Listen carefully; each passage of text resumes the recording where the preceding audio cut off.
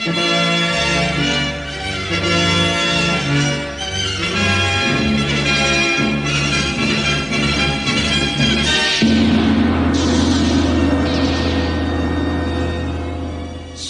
Cerita mempersembahkan Sabda Pandita Ratu.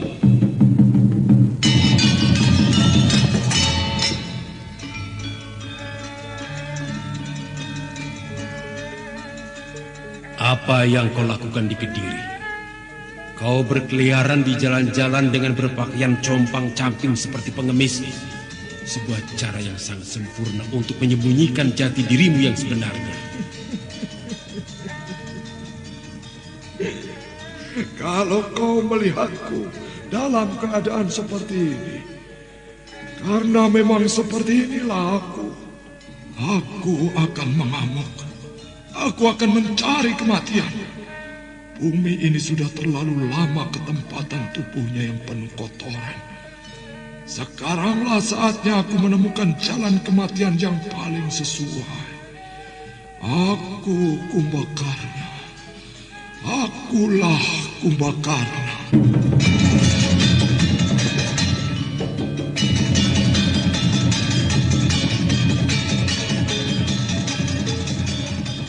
Sabda Pandita Ratu, sebuah kisah penuh dilema, tragedi cinta anak manusia, perebutan tahta, mabuk harta dan duniawi, serta silaunya kehormatan, di mana keangkara murkaan merajalela karena dendam yang membara. Kisah ini berlatar belakang berdirinya Singasari. Ken Arok, dialah pemuda yang merekuk pahit getirnya kehidupan.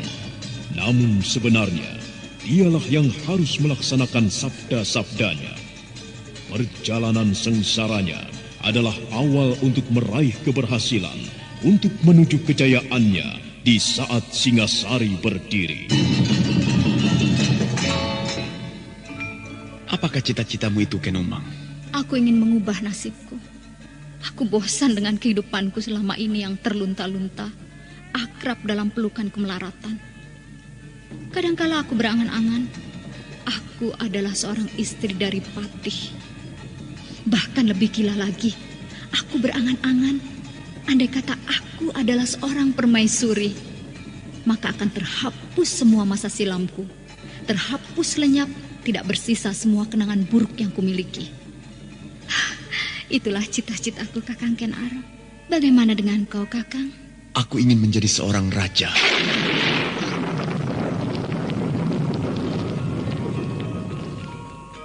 Sabda Pandita Ratu. Naskah ditulis oleh Pondra Swasti Langit, diolah oleh Agung Bahrodi, didukung oleh artis-artis terkemuka Ferry Fadli, Eli Ermawati, M. Abud, Ivone Rose, dan lain-lain. Teknik dan montase Ibing Arifin, dengan sutradara Dian Pertiwi.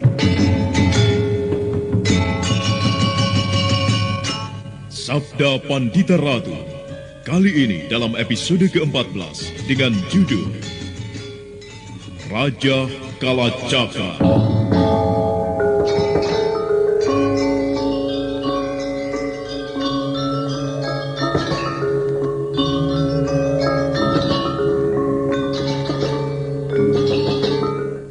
Dalam seri ke-411 ini, dengan para pemain, Ferry Fadli sebagai Kamaswara, M. Abud sebagai Ken Arok, Ivone Rose sebagai Pinaka Swasti Ratu, Wahyu Chandra sebagai Loh Gawe, Jumali sebagai Juru Sungging, dan Asdi Suhastra, pengantar cerita.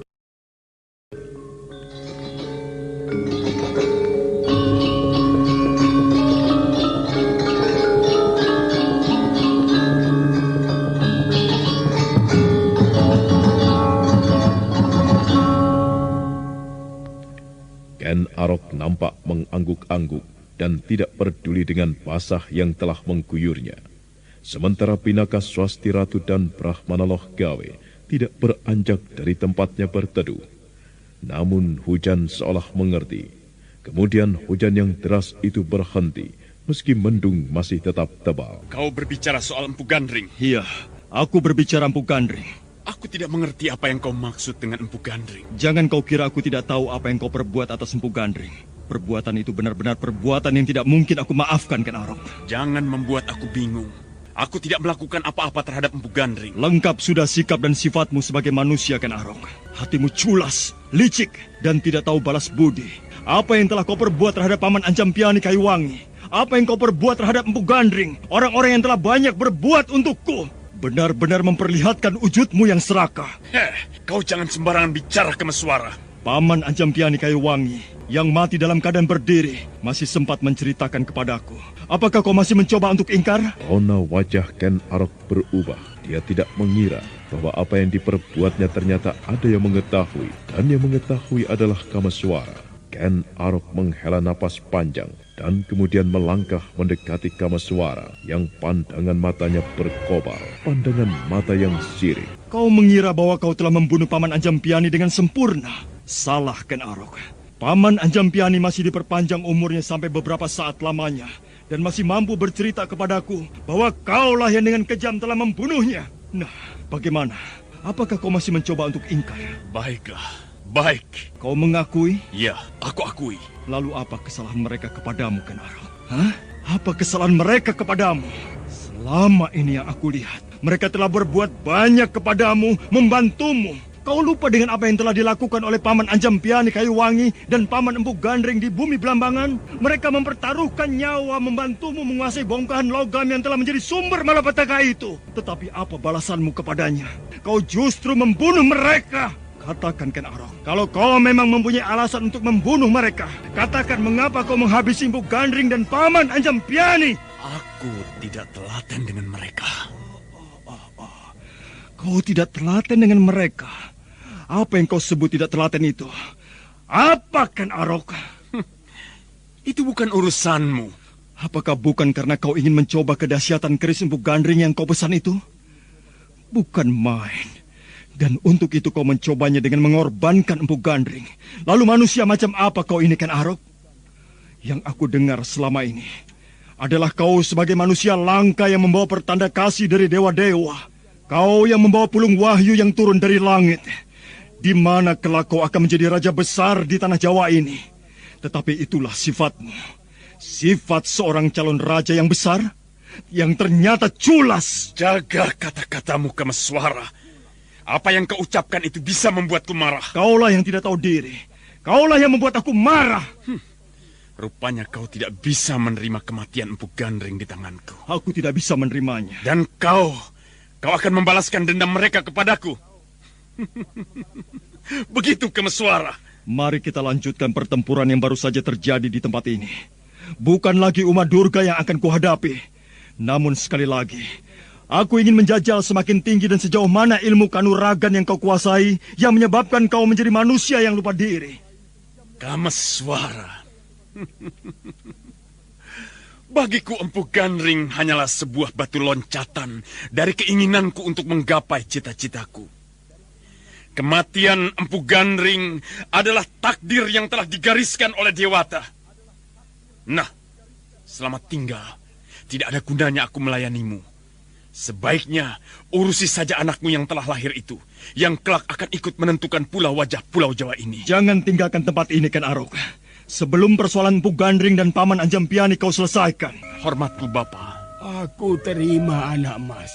Tetapi benarkah apa yang telah dikatakan oleh Angger Kameswara, bahwa anak mas telah membunuh sahabatku Empu Gandring? Benar, Bapak. Aku merasa tidak telaten terhadap Paman Empu Gandring yang tidak segera menyelesaikan keris pusaka yang aku pesan. Hanya oleh alasan yang sangat sederhana seperti itukah anak mas tega membunuh Empu Gandring? Bahkan siapapun yang aku anggap menjadi penghambat keinginanku untuk menjadi raja di tanah Jawa ini, orang itu pasti aku bunuh. Sejauh mana sahabatku Empu Gandring telah menjadi penghambat cita-citamu, Ken Arok?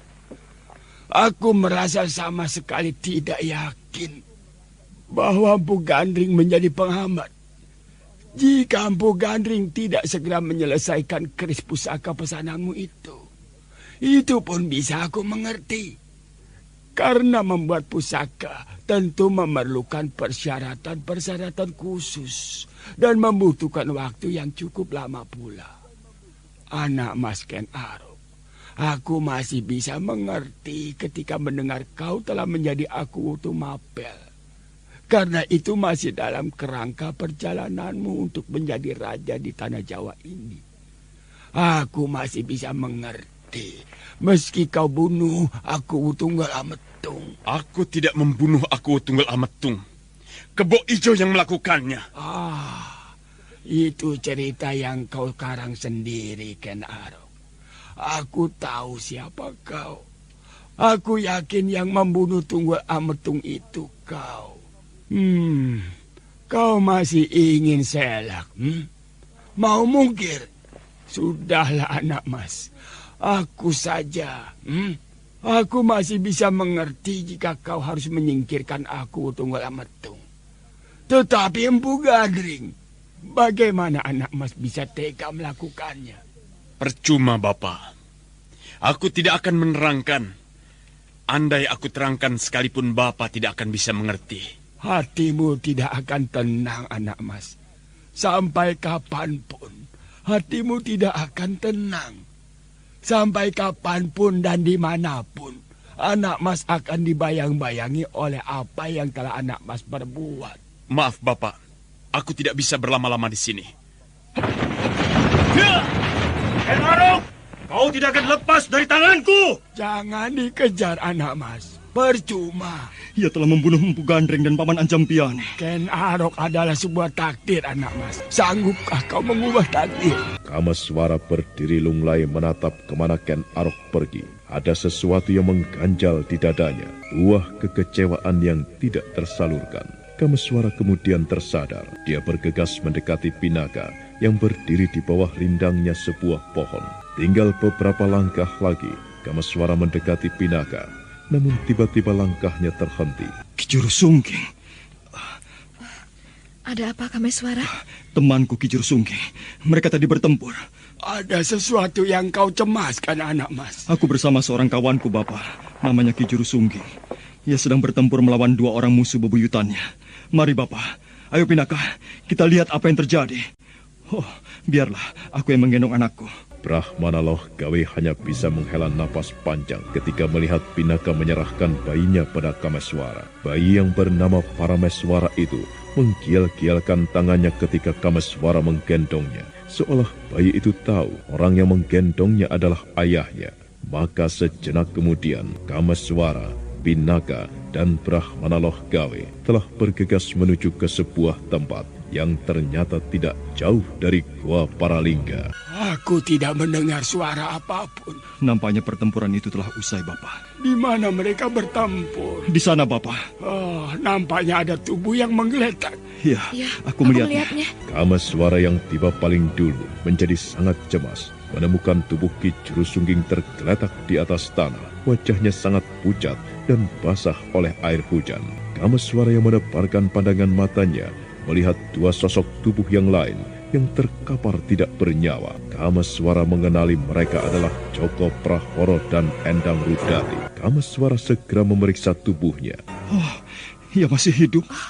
Aku gendong Parameswara. Kameswara segera memeriksa tubuh Ki Juru Sungging yang dingin bagaikan akan beku. Sekilas dia memang melihat bahwa Ki Juru tidak mungkin bisa diselamatkan lagi. Kameswara segera berbuat sesuatu. Dia menekan beberapa simpul syaraf tertentu yang menyebabkan Ki Juru Sungging terbangun.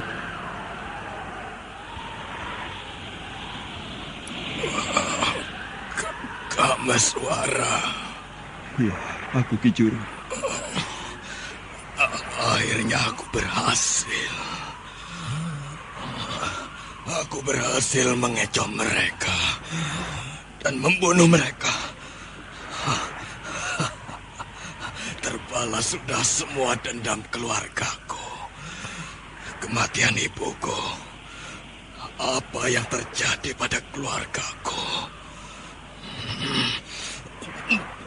Joko Prahoro telah mati di tanganku. Dan aku harus tega membunuh adikku sendiri yang telah tergelincir. Ia hampir saja membunuhku. Tetapi aku berhasil mendahului melemparkan pisauku, menghunjam dadanya. Aku melihatnya, Ki Juru. Kameswara. Bagaimana? Aku mendengar suara ombak. Iya. Suaranya demikian gemuruh. Dahsyat sekali. Benar, Ki Juru. Aku tidak akan hidup lebih lama lagi. Lukaku terlampau parah. Dadaku sangat sakit. Jika aku mati, tolong kau larung mayatku di laut itu. Bersediakah kau, Kameswara? Ki Juru akan sembuh. Jangan kau bohongi aku, Kameswara. Maafkan kesalahanku. Maafkan aku. Ki Juru. Dan napas itu terhenti. Kepalanya pun kemudian terkulai. Nyawa telah lepas dari raga yang ditempatinya. Kameswara memandang jasad Ki Juru Sungging dengan terpesona, seolah tidak percaya Ki Juru Sungging yang dalam beberapa hari ini telah menemaninya bersama-sama kini telah tiada. Perlahan-lahan Kameswara meraih tubuh Ki Juru Sungging, kemudian dipondongnya, dan dengan langkah gontai Kameswara membawa Ki Juru ke laut, dan gemuruh ombak seolah dengan sengaja menyongsongnya. Ki Juru Sungging, aku penuhi amanat. Kembalilah kau ke alam kelanggenganmu. Semoga di tempat yang baru kelak kau akan bertemu dengan keluargamu yang telah mendahului pergi. Selamat jalan, Ki Juru. Kameswara terus memandang tubuh Ki Juru Sungging menyongsong gemuruh ombak yang berdebur. Kameswara terus berjalan hingga kemudian air laut telah menenggelamkan sebagian tubuhnya hingga setinggi lehernya. Dan bahkan ketika ombak menanjak tinggi menenggelamkan sekujur tubuhnya, Kameswara kemudian melepaskan tubuh Ki Juru dari pelukannya. Ganasnya air laut kemudian menjemputnya. Siapa orang itu, anak mas? Orang kebanyakan, Bapak. Bukan dari kalangan orang penting. Tetapi ia memiliki persoalan yang harus ditebusnya dengan pembayaran dendam. Nampaknya dendam yang mahal harganya. Menilik orang itu sendiri juga harus mati. Benar, Bapak. Siapakah orang itu? Namanya Juru Sungging. Ki Juru Sungging memusatkan segenap usaha dan perhatian untuk membalas dendam. Mulai dari berguru dan memperdalam kanuragan. Kemudian menjelajah, merantau, melacak orang-orang yang telah merusak keluarganya. Salah satu penyebab dari ketidaktenangan dunia, di samping keserakahan, adalah dendam. Dendam selalu menjadi biang segala mata rantai dari berbagai dendam lainnya. Dendam melahirkan dendam. Dendam berikutnya melahirkan dendam yang lain. Demikian terus-menerus. Alangkah bijak pada manusia andai kata mampu mengenyampingkan panas hati untuk menagih sakit hati. Dendam selalu mahal harganya. Orang itu berhasil membunuh orang yang menghancurkannya, menghancurkan keluarganya. Tetapi lihatlah, ia sendiri mati. Anak Mas Kameswara, apa yang terjadi ini mungkin bisa menjadi bahan renunganmu. Hal yang bisa kau sarikan hikmahnya. Terima kasih, Bapak. Apa yang Bapak uraikan menjadi sebuah bahan renungan bagiku. Kita masih mempunyai kewajiban, anak mas. Mayat pengikut Uma Durga itu tentu tidak akan kita biarkan begitu saja, bukan? Biarlah aku yang akan menyelenggarakannya, Bapak. Aku bisa meminta bantuan kepada para penduduk. Mereka pasti bersedia membantu. Sebaiknya, mari, Bapak dan Pinaka, aku antarkan ke dalam gua itu. Kameswara berjalan mendahului, yang diikuti kemudian oleh Pinaka dan Brahmana Lohgawe. Gerimis masih turun tipis, namun di tengah laut nampak hujan turun dengan deras. Kameswara berhenti ketika melihat langkah Pinaka terhenti. Apa yang kau perhatikan? Rumah itu tidak ada. Paman Biku Dewa Hastu telah tidak memerlukannya. Nampaknya penduduk di perkampungan sebelah barat telah mengambilnya untuk keperluan mereka. Kameswara, benarkah apa yang aku dengar? Paman Biku Dewa Hastu. Iya, Paman Biku telah pergi meninggalkan kita. Paman Biku Dewa Hastu tewas di bumi Belambangan, di sebuah semenanjung Sembulungan. Jangan tangisi kepergiannya, Pinaka. itu tidak akan membuat hatinya tenang. Benar, Nyai. Yang telah pergi, biarlah tenang di alam kelanggengannya. Nyai jangan mengusik ketenangan itu dengan tangis.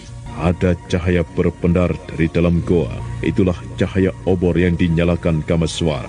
Pinaka berusaha meredakan dadanya yang berdesir ketika mulai menapakkan kaki di dalam goa itu. Kenangan atas segala yang pernah terjadi di masa silam mencengkramnya sangat kuat. Kameswara terus membawa mereka masuk ke bagian goa yang paling dalam. Dan di sanalah patung itu berada.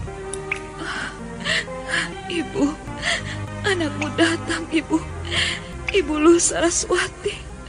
Ini anakmu datang. Pinaka mendekati patung ibunya. Patung seorang wanita yang cantik jelita. Wanita malang yang pada suatu ketika pernah diperebutkan. Namun ketika cinta mulai memilih, ketidakpuasan telah memperkosanya. Ibu Luh Saraswati. Ini aku, anakmu telah datang, Ibu. Aku membawa cucumu. Ibu, terimalah baktiku. Terimalah baktiku, Ibu. Jagat Dewa Batara. Oh, Yang Batara Agung. Benarkah apa yang aku lihat ini? Patung itu menitikan air mata. Tidak salah lihat ke aku. Kameswara melangkah mendekati. Diperhatikannya patung perempuan cantik yang dipahat oleh mendiang biku Dewa Hastu itu. Kameswara benar-benar kaget. Bagai tidak percaya, dia melihat bagian mata pada patung itu basah bagaikan menangis. Kameswara berdesir. Dia mengusap-ngusap matanya, namun tetap saja pada bagian mata itu berair. Kameswara segera memandang ke atas, ke arah batu lancip yang basah.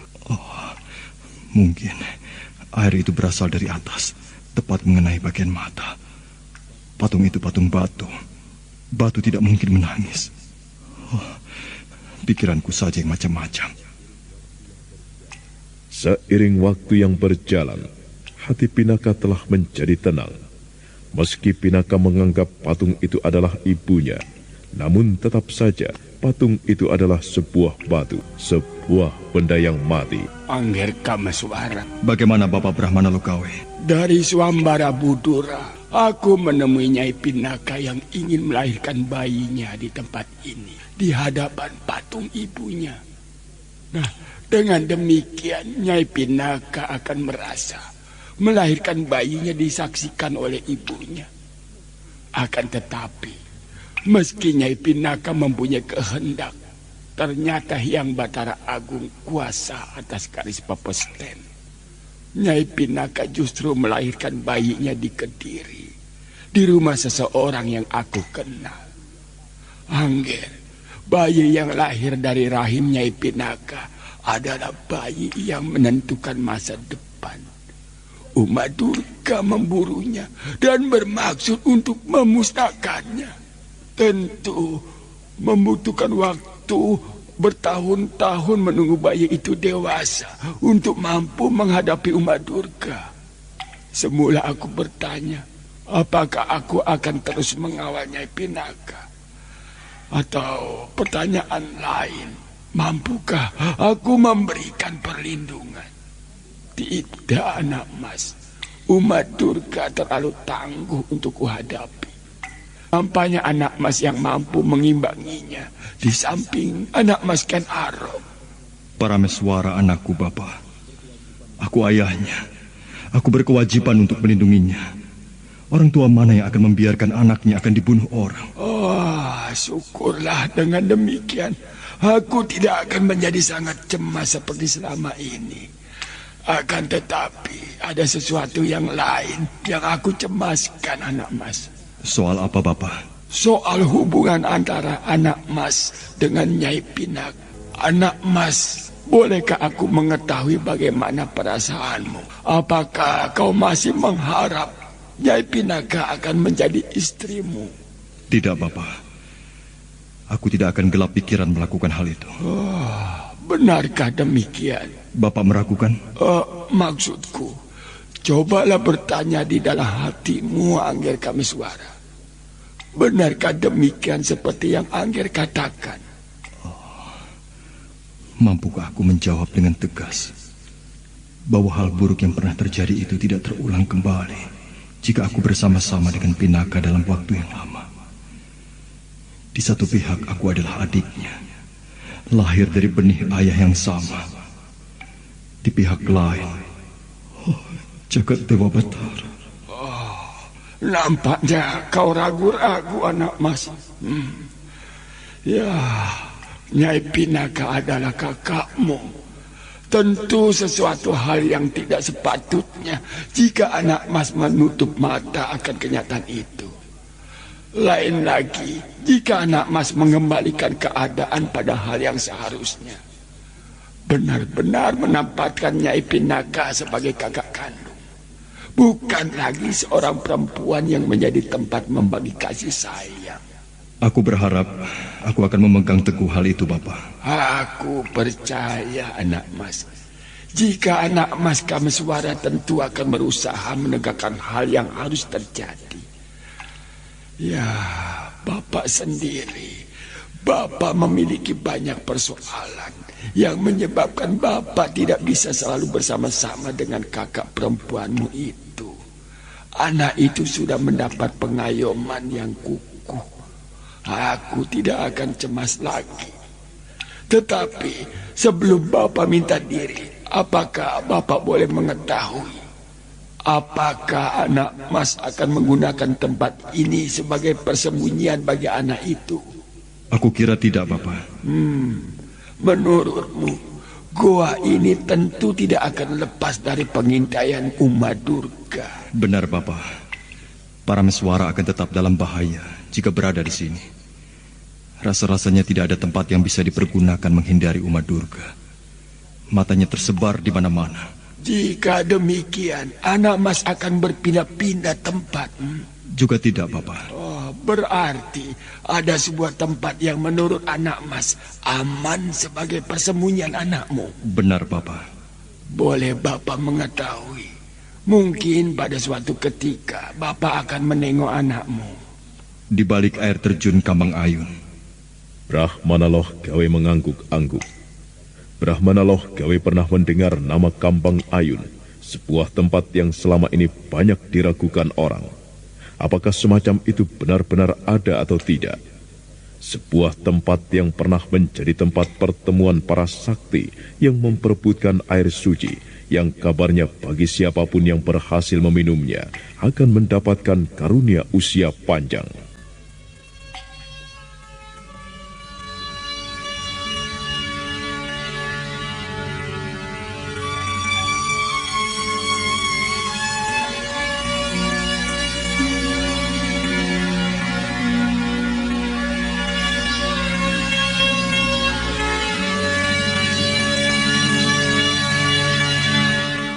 Kambang Ayun, aku pernah mendengar nama tempat itu.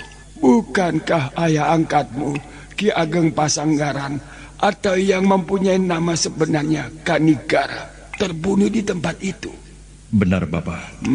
Baiklah, anak mas. Jika anak mas merasa yakin tempat itu cukup aman untuk membesarkan Parameswara, Bapak sependapat. Bapak berdoa pula, selalu memohon kepada Hyang Betara Agung agar anak mas Kameswara dan Nyai Pinaka Swasti Ratu selalu diberi rasa eling, selalu ingat dan tidak tergelincir pada hal-hal yang tidak seharusnya. Mari kita temui kakakmu. Mari, Bapak. Brahmanaloh gawe dan Kameswara segera melangkah ke arah bagian goa yang lain, di mana di sana patung perempuan Luh Saraswati berada. Pinaka yang semula duduk bersimpuh sambil membusai bayi lelakinya segera berdiri. Bapak akan pergi? Benar, Nyai. Kenapa? Kenapa Bapak harus meninggalkan aku? Nyai, ada hal lain yang sangat penting yang harus aku lakukan. Kediri dan Tumapel berada di ambang peperangan. Sedikit banyak hal itu menyita perhatianku. Nyai dan Parameswara sekarang sudah mendapatkan pengayoman. Aku tidak begitu diperlukan lagi. Tidak, Bapak Brahmana. Aku masih membutuhkan Bapak. Anak Mas Kameswara akan melindungimu, Nyai. Mencarikan persembunyian yang aman di Kambang Ayun. Sementara biarlah Bapak akan mendekati Kediri kembali. Kelak, jika Bapak masih dikaruniai usia panjang, Bapak akan menengok para meswara di Kambang Ayun. Demikianlah, ternyata di senja itu pula, Brahmana Loh Gawe memutuskan untuk kembali ke Kediri dan tidak dapat dicegah lagi. Tetapi sebelumnya, Brahmana Loh Gawe masih sempat mewejang kedua anak beradik itu. Ternyata, baik Pinaka dan Kameswara benar-benar meresapkan wejangan itu ke dasar lubuk hati mereka. Dan setelah menyempatkan menggendong bayi Parameswara, Brahmana Loh Gawe kemudian keluar dari dalam goa, diantarkan oleh Kameswara dengan lambaian tangan. Dalam pelukan senja yang berkabut, Brahmana Loh Gawe semakin jauh berjalan. Saudara pendengar, untuk mengetahui jawabannya, ikutilah kelanjutan kisah ini dalam seri berikutnya. Sampai jumpa.